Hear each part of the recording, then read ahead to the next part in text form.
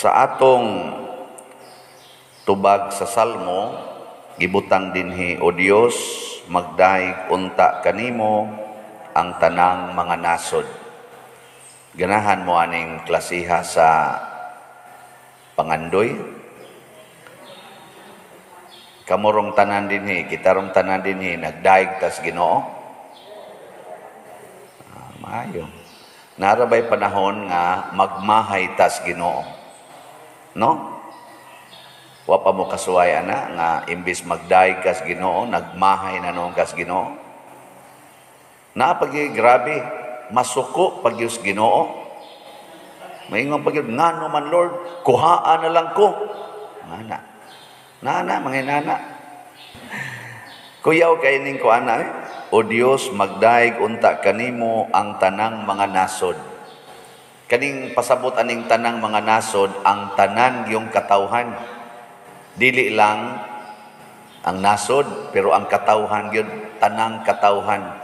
Kay kung magsige na tagdaig sa Ginoo og makakita na tas mga nindot nga iyang gihatag sa tanang adlaw, kita maoy labing malipayon, labing kontento, labing hiusa og malinawon og mauswagon nga tao.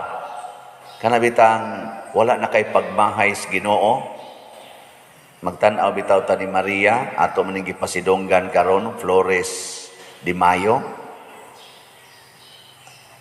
Sinangga anang adto lang nimo ipanganak, adto ka manganak sa balay sa mga hayop. Di ka magmahay sa Ginoo ana. Unya gipakitaan pagyud kag anghel, gitawag pagyud kag bulahan ka sa tanang mga babae. Unya adto lang manganak sa pasungan sa mga hayop. Kaning pari rong nagwali, tan-aw ninyo, bulahan O daghang mang moingon, pader bulahan kay kastanan kay ning sikat gyud sa social media imo mga humili. Nako, ilhan man nagbulahan kay daghan man mo palit sa slot. Nyagwa gani mo palit, istorya ra na kanang sikat-sikat, istorya ra na. Pero naay mo palit, okay. O pa man ka-record ang atong treasurer, ugma lang ko mo report, ug daghan ba katong nipalit. Pero, ingon ana ba? Inigkawa na mo palit sa akong slot na gibaligya, basin bayag magmahay ko. Sige, tagpaminaw, di man mo palit. Si Maria, dunay dakong rason nga magmahay sa Ginoo. Kay matod pa ni Anghel Gabriel, paglipay, kay gikahimutan ka sa Dios. Nya moingos Maria, mauni ang gikahimutan sa Dios, anhira ko manganak aning pasungan. Gikamo kuno, imagine kuno inyong kaugalingon. Kamo kuno ni Maria. Sugot mo, dili. Lingo mo diya. Di ako lang ning gikonek ba kay basig di ta kasabot aning ni ang panganduya. Niingon pag Diyos Maria, katong gamabdos pa siya, pagbisita niya ni Santa Isabel, niingon pag Diyos Maria, sukad karon ang tanang, kaliwatan, mutawag ka na kog bulahan, kinsa goy mutawag og bulahan anang taong nara manganak diha anang pasungan. Tinuod ka tong iyang gisulti. Na. Nya kamo, sugot mo, wa na mo'y balay, anhan lang mo maghigda sa bahay sa inyong silingan nga kanang ads baboy. Sugot mo, dili. Moingon pa mo, sukad karon ang tanang tao mutawag ka na kog bulahan. Makaana pa mo? Tanawa, duko-duko na. Bantay-bantay tani. Mao na si Jesus, ningon siya, ako naghatag kaninyog mga pulong nga naghatag og kinabuhing dayon. Nya siguro ko ani, kay kaning akong mga pulong dili gikan kanako, kundili gikan gyud sa akong amahan. Ang akong amahan maoy nagsulti dinhi kanako. Kana mo nay pinakaimportante nga kung ang Dios gani nagamhanan sa tanan ug nagbuhat sa tanan, Siguro ganita nga nagtuman tas iyang sugo, unya niabot nato ang mga dimalas, pasabot ana, dayga ang Ginoo. Ana, kana bang atong gitawag og dimalas ba? Para anagong mamatay na Hinoong imong anak, imbis nagbinuotan ka, naligsan Hinoon, or na crash sa bisikleta, na crash sa motor. Inanagod, imong bana, porting buotan na, gikan mong nisimba, giatake na noon.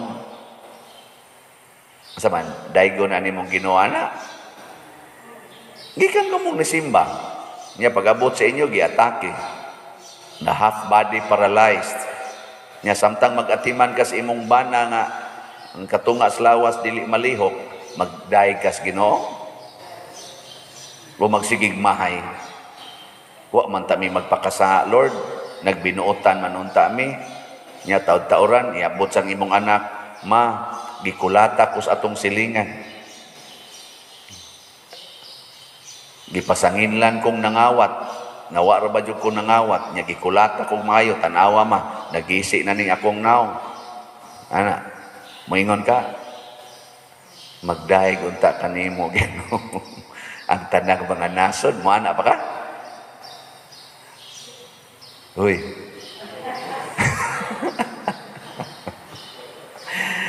Oh, na siya. Si San Pablo o si Bernabe, misyonan sila pagsangyaw sa maayong balita sa pulong sa Ginoo ngadto sa lain-laing mga lugar ug ilan ang gituman. Gasigi silang sunod sa Espiritu Santo. Sayon bang ilang kinabuhi, porting lisura, sinalikway, usahay, isod og presuhan, usahay way kaon, usahay latoson, dihapay kausa nga si San Pablo gibato siya, nya mura na siya patay, giguroy na lang siya padung adto sa gawa sa syudad, nya gibiyaan dito nga mura nagpatay. Pero pagkamatngo niya nga nabuhi siya balik, ni balik lang gyapon ngadto sa syudad, diin siya gibato. Ngano kang ila maning gibati, ngano kahang wa man gyud mga usab ang ilang gitawag nato bag pagdaig sa Ginoo ba? Kailhan man na nimong nagdaig sa Ginoo kay magsige magsunod unsay sugo sa Ginoo, pero kanang wa na mo daig, mo give up man na. Muundang man nagsimba, muundang man nagrosaryo. Mo di na namuanig sayo. Pero mo padayon gyud ana. Mao nang uban mo give up. Di nato niya tumanon katong iyang saad nga sa kasakit og sa kalipay, sa kahamugaway og sa kapitos, sa sakit og sa maayong panglawas, hangtod ang kamatayon mobulag kanato, din-ana niya tumanon. Ngano man tungod kay nagmahay na sa Ginoo, wa na magdaig sa Ginoo. Dunay niambos nako counseling nga wa na ako tuyuan niya, daghan ra bat akong appointment. Usa ka bana naghilak ya ana luyo, Pader, pertinag yung bugata, Pader, can you give me even few minutes? Bugat na kay Pader, wa na ko kahibaw kung siya akong buhaton.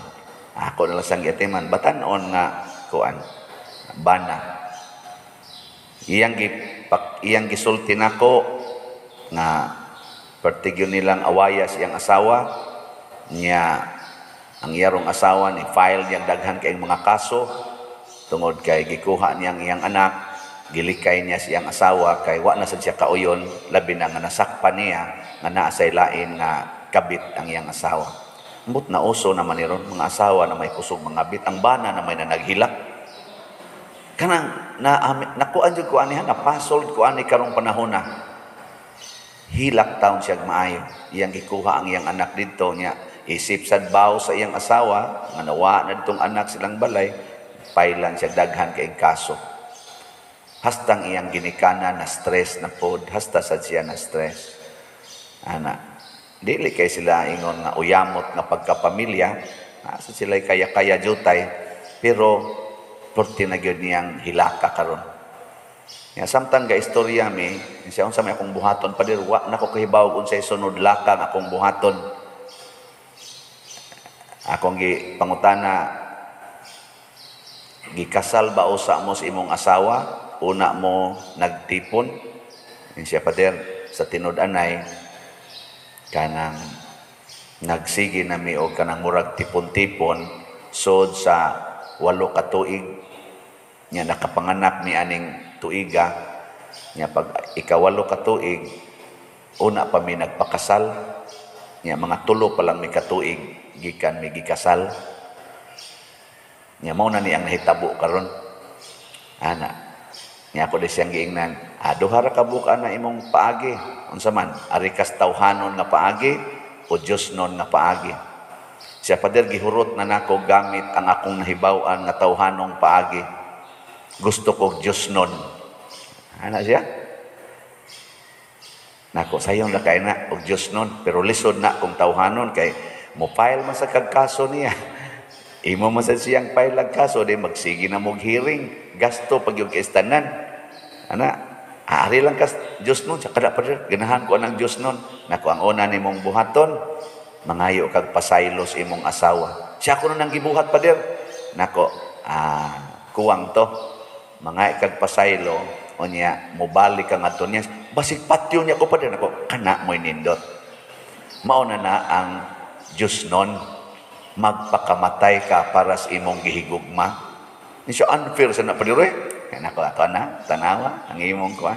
Siya pa'y nakasa, siya pa'y mupatay na ko. Nako, tanawa, imong mga tubag. Di ka mo buhat, ana. Di ka katilaw sa kalami sa Diyos nun nga pamaagi. Nya pa mausap na siya. Nako, dili. Patyon yung ka, anak. Mubiya siya siyang kabit pa din. O, di, sad. Wagi siguro, mapunan pa. Pero, higugmaa siya. Ayaw gyud pagbiya niya. Sige na siyang hilat. Lingo-lingo man ako.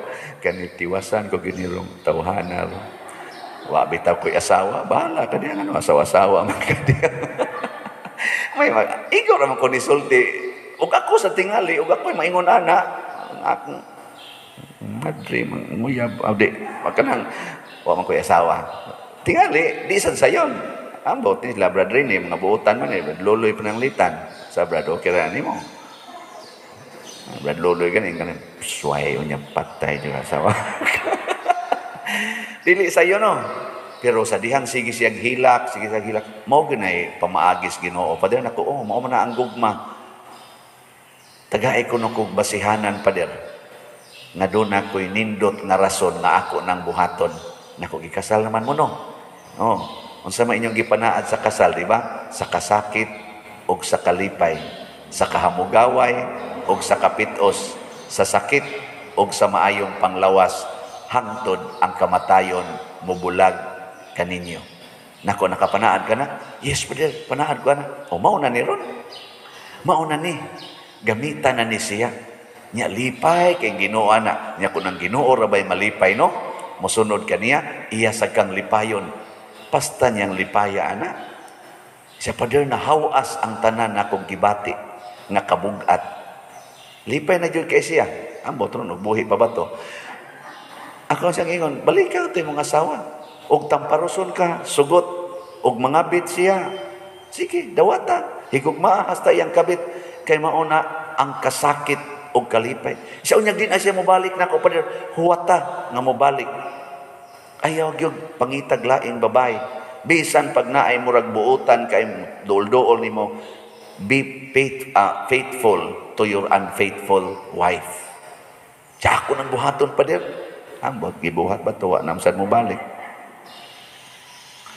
Sa inyong paminaw, buhaton to niya. Kung sa kayo mahitabo, ang una gyud siya malinaon. Nako sa imo karong gibati, nga ang iyang naon, bamurag ni hayag, ni gaan, yalipay kay siya. Imo ko sa imo rong gibati daan, nilihok ng Ginoo diha nimo. Iyan nang gihatagag kalinaw ang imong kasing-kasing.